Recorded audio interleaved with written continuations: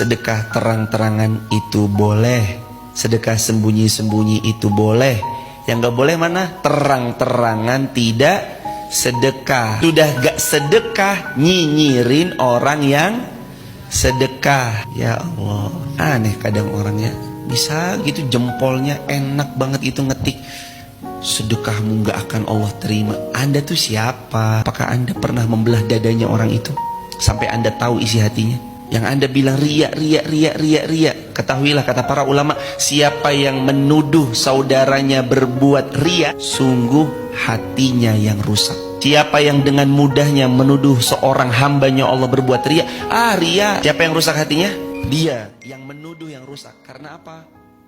Karena hatinya sudah berburuk sangka kepada orang lain.